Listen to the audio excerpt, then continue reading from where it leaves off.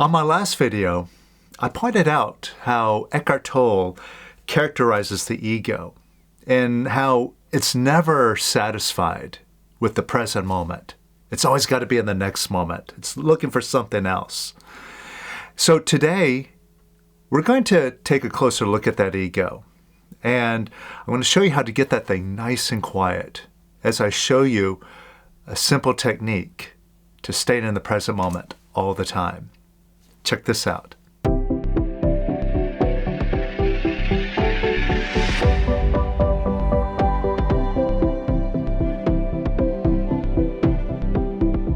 Welcome to the Power of Quiet, the simple way to self-realization. So if you want total control of your mind and more happiness and abundance in your life, then you've come to the right place. So if you're new here, make sure to subscribe. You're going to love what we show you. And if you're a regular here and you already love what we show you, you love the work that we do here, then make sure to hit like and also drop a comment. Share some gains in the comments below. Share some of your experiences with releasing or any questions that you have. And I'll jump in and answer whatever I can. Now, one of the things that we looked at in our last video, we were looking at the topic of procrastination and understanding what's going on with that ego and why it has this program where it's I gotta procrastinate. It's just like this automatic ego program that runs. And in reference to looking at why the ego does that, I referred to something that Eckhart Tolle describes when he characterizes the ego and how he points out how the ego is never satisfied with this current moment. It's always got to get out of here and it's looking to the next moment for happiness, for salvation. Right? It's never satisfied. It's always antsy, agitated in the now. And this shows up. You can see it every single day. You just go out on the street and you watch people, whether sitting in a cafe or sitting on a bus. Most people have their nose buried in their phone. And hardly for a moment can they even put their phone down before they have to pick it right back up because they got to distract themselves. And we're always looking to distract ourselves. I also see this when I go to the gym.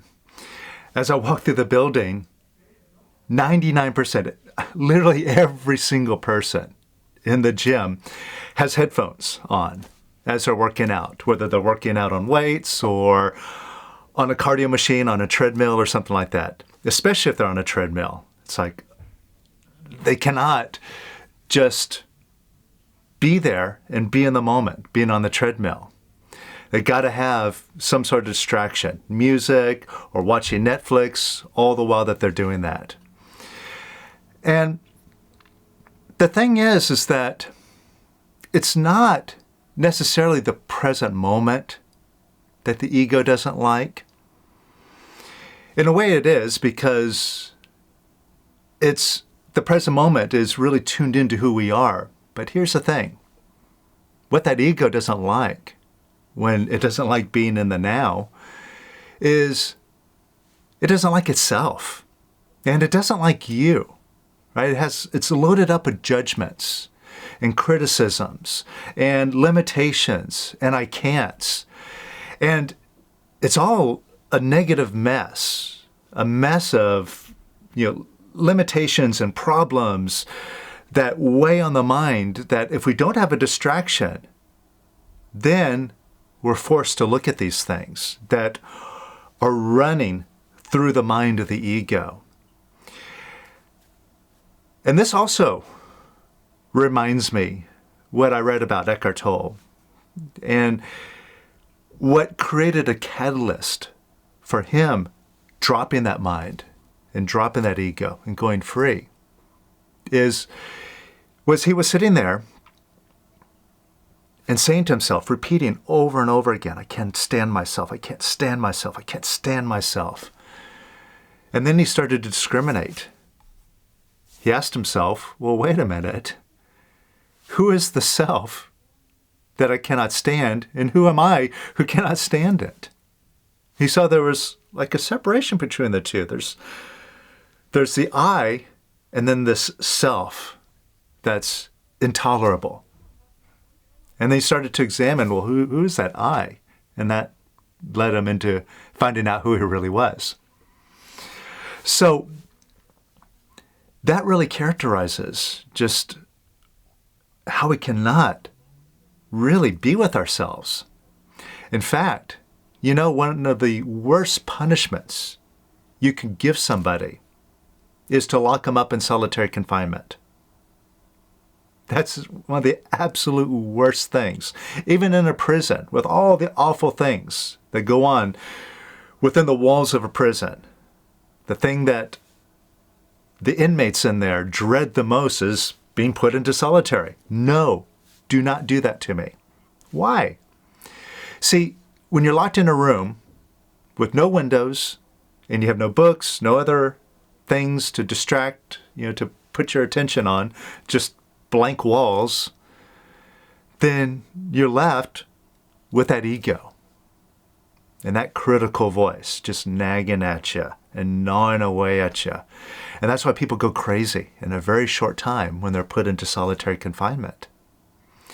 And this is why in almost every class that we do when we practice Lester Levinson's method is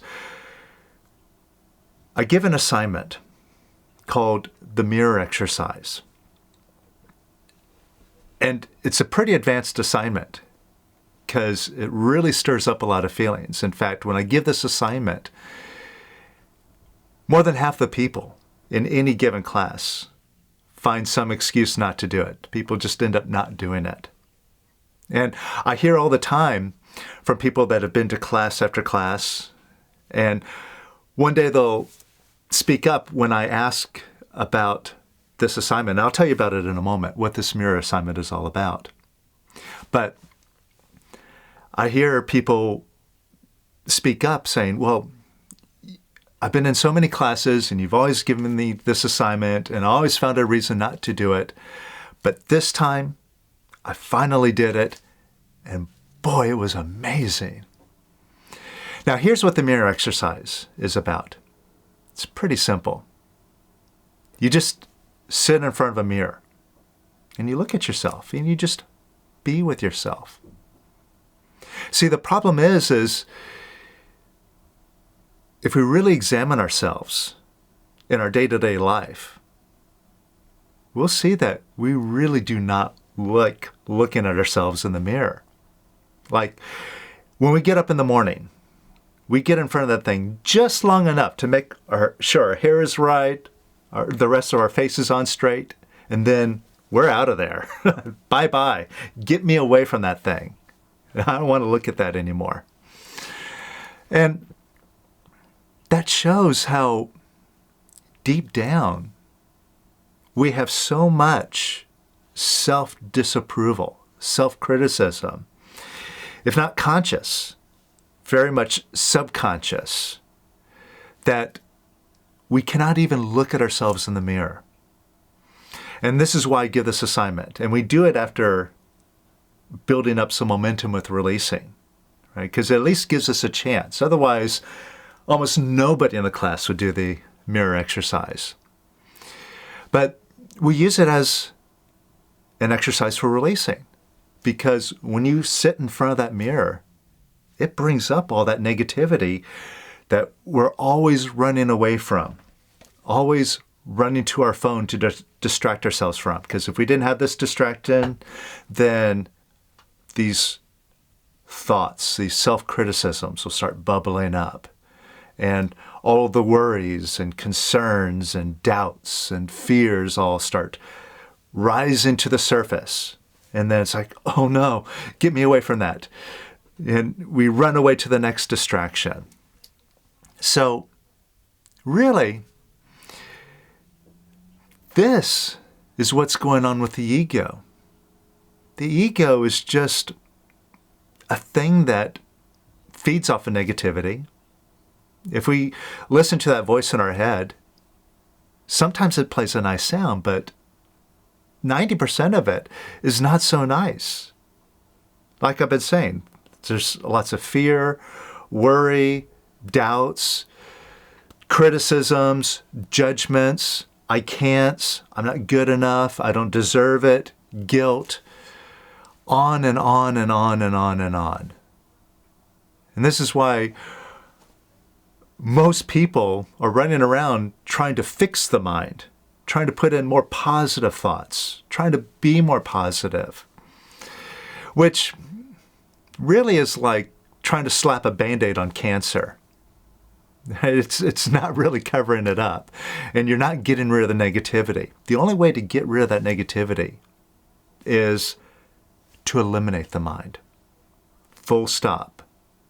Just get that thing quiet and keep it quiet. Now that might sound easier said than done, but it is extremely easy if you do it, and it's impossible if you don't do it. And the first step to move in this direction, to eliminate that mind once and for all, is to take full responsibility for it. And one of the things that my teacher, Larry Crane, who's a student of Lester Levinson, the master whose work we show you here on this channel, one thing that Larry used to always tell people when they would call him up, because people would call him up and they would complain about their mind and their ego, harassing them. And they would say, Larry, you got to help me. My mind is driving me crazy. Please help me release. And the first thing that Larry would tell them is, all right, put the owner on the phone. Because you just told me it's your mind. Did you not hear yourself? You said it. My mind is driving me crazy. All right, so act like it. You're the owner. Get bigger than that mind. Now, one of the things that you need to do is take full responsibility for that mind and use Lester Levinson's method all the way, because it is so simple and so effective to just chiseling away that mind piece by piece. And every time you release, using the 6 steps, you get lighter, you get freer, and everything that you release is gone permanently, right? All the noise in the mind just permanently gets quieter and quieter and quieter. All the heavy feelings, they get less and less and less until they're just gone. And once all the feelings are out of the way, then the mind is perfectly still and quiet. So that's something that takes dedication and takes persistence to take that responsibility and use the method and see it all the way through. But barring that, though, you can quiet that mind right now, no matter how noisy it is. Because, see, what's so brilliant about Lester's method is that he used it himself, and he didn't even know what he was doing. But he just kind of stumbled upon this natural ability to let go. And he just followed the bouncing ball. He did it. He took responsibility, and he saw the results, and he just kept going with it. And Lester, by his own admission, had the noisiest mind that anybody on the planet could possibly have. And he went from that extremely noisy mind to being completely free and completely realized in just 3 months' time. So what I'm going to show you right now, you're going to see instant results. Because as you use the method, you feel the results immediately. You feel the effect, and you can start quieting your mind right now. All right? So I'll show you how easy it is. And it's all about taking responsibility. Now see if you have been struggling with your mind and trying to be present, trying to be focused, trying to stay in the moment. But then that mind creeps in. Sometimes you don't even notice it, but you realize for like the last 2 minutes you've been daydreaming about something. Wait, I'm supposed to be present. What happened? Right? So see if you've been fighting with that mind.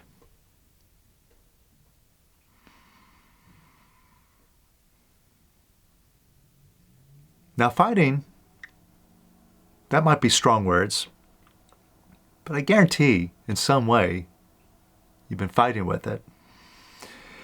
But let me ask you this. See if you've been disapproving of it. Disapproving that it's so noisy, or disapproving of the limitations it seems to have. Oh, I wish I was smarter, or I had a quicker wit, or I had more energy, I had more focus. Right? You're blaming your mind for problems that you have, like procrastination, right?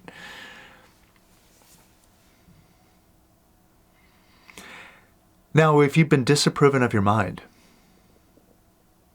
does that do anything to help the situation? And when you disapprove of your mind, does it make it quiet? No. In fact, it makes it more agitated and it makes it even noisier the more you disapprove of it. All right? Now, if disapproving of it doesn't work, and by the way, who's disapproving of that mind? And look at it from Eckhart's perspective. When he was saying to himself, I can't stand myself. I can't stand myself. Wait a minute. Who's the I? And who's that self that I can't stand? Right? So who's disapproving of your mind? You are. You, the boss, the one who's in charge.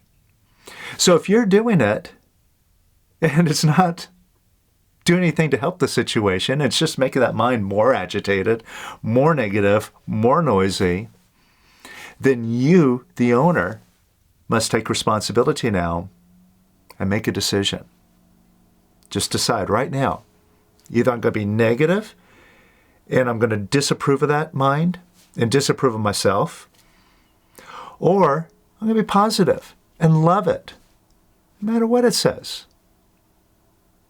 So what do you decide? Do you decide to be positive or do you decide to be negative? Now, I'm assuming you're deciding to be positive, right? That's a smart decision.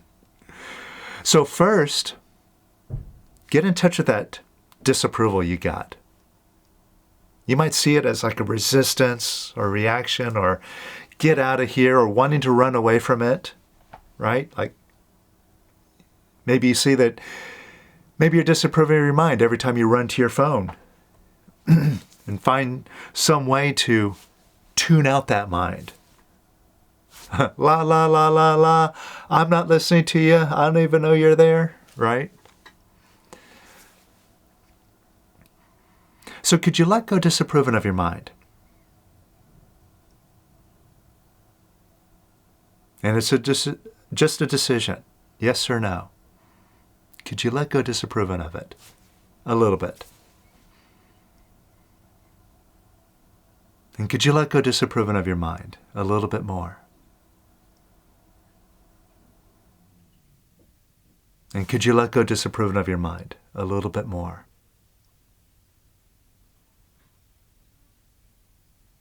And could you let go disapproving of your mind even more? And could you let go disapproving of it even more? Right? Since disapproving of it accomplishes nothing, zero. Could you let that go a little bit more? And could you let go disapproving of it even more? And even more. And could you let go disapproving of it even more?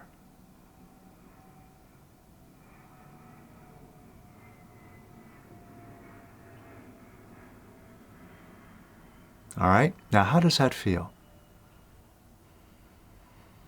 Just notice if you feel a little bit lighter. That's all we're looking for.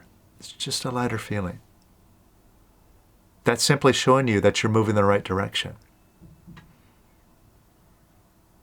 All right? Now, see if you've been disapproving of yourself.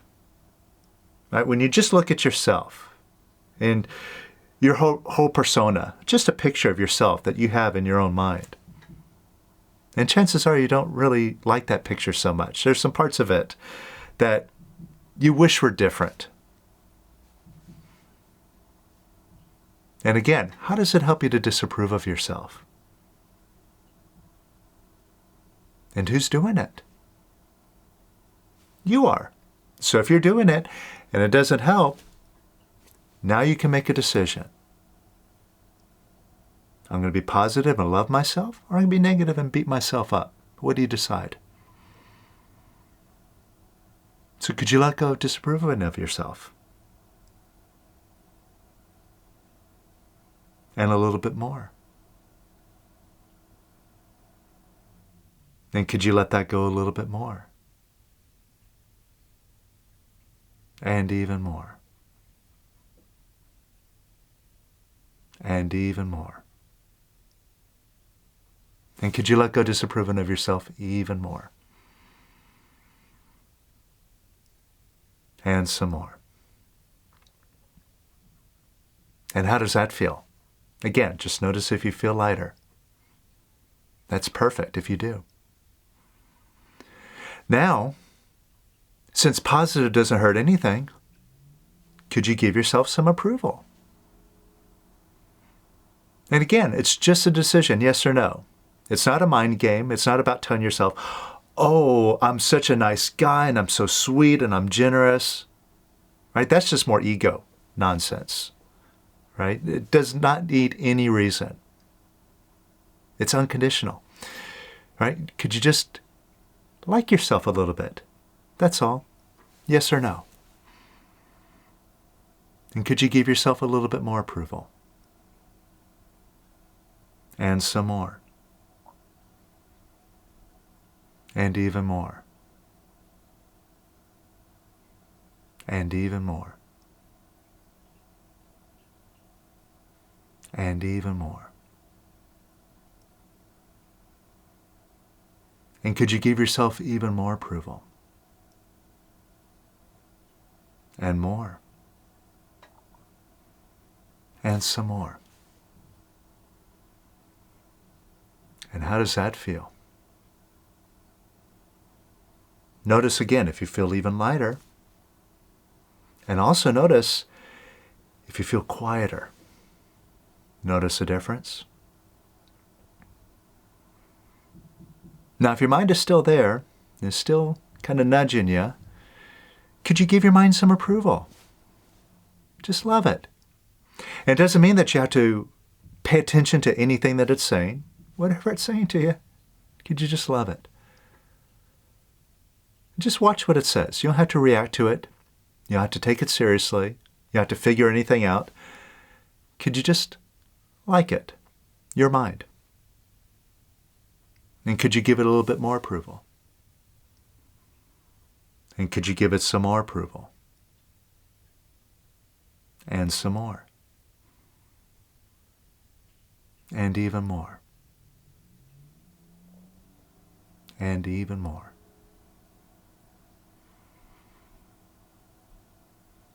And notice what you're experiencing now. See if you feel even quieter and more present in this now moment without any need to get away. And so this ultimately is what you're looking for when you just sit in front of the mirror and be with yourself. It doesn't have to be a gruesome experience, but one of just peace and harmony and love and quiet, just content, being with yourself. See, if you take someone who's fully released, put them in solitary confinement, they'll be happy as a clam. They don't need to get away from the present moment because there's no mind there bugging them. That's all that's going on. That's why we get so agitated. It's just that sound that's playing in our head. But it's our sound, and we have to start taking responsibility for it. And by contrast, you see, you can go through your whole life like this, nice and quiet, and you don't need your mind. You can do everything that you're doing and do it so much better by listening to something beyond your mind. And probably the closest thing to call that is your intuition. When you get your mind out of the way, you just operate intuitively all the time. And every single moment is a wonderful, wonderful moment. And so this little thing that I showed you here about letting go disapproving of yourself and give yourself approval, letting go disapprove of your mind and giving it approval, is something you could practice all day long. And you could practice while you're doing things that you normally would look for distraction for. Like, if you're at the gym working out or on a treadmill doing cardio and you have to sit there just walking in the same place for an hour at a time. And see, for most people, that's like so boring and gruesome. Who wants to do that? And that's why, I got to put some headphones on and catch a Netflix show. Well, that's interesting, and at least that passes the time away. But who wants to live like that, where you're just trying to pass the time away and waste time in that sense? Enjoy every moment of it. Because when you practice this, and you can practice this at any time, you could do these things and just enjoy every single moment of it.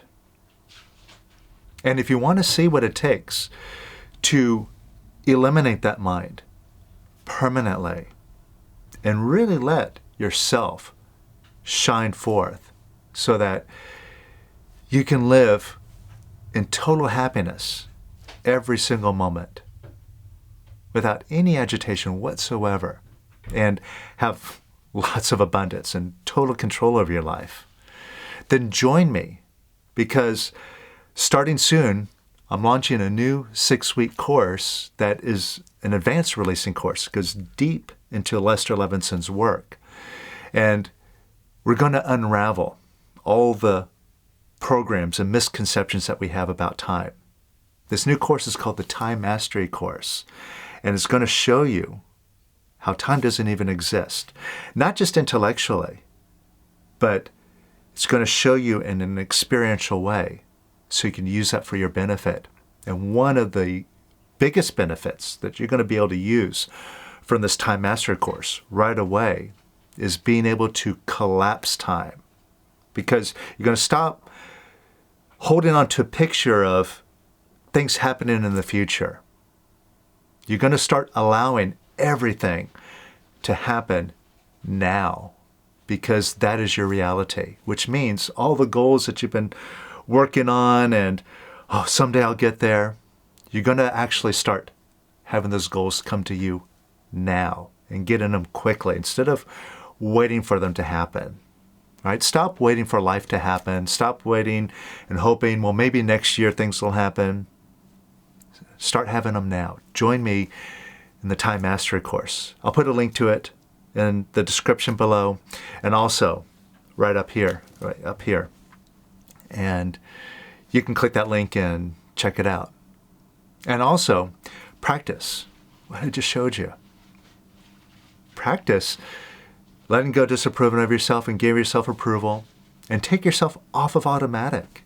Because that habit of beating yourself up, it just runs automatically. But it's just because you made a habit out of it. Again, you take responsibility, you could break that habit, and your whole life will be filled with love. So practice it. Join me in the Time Mastery course, and I'll see you soon.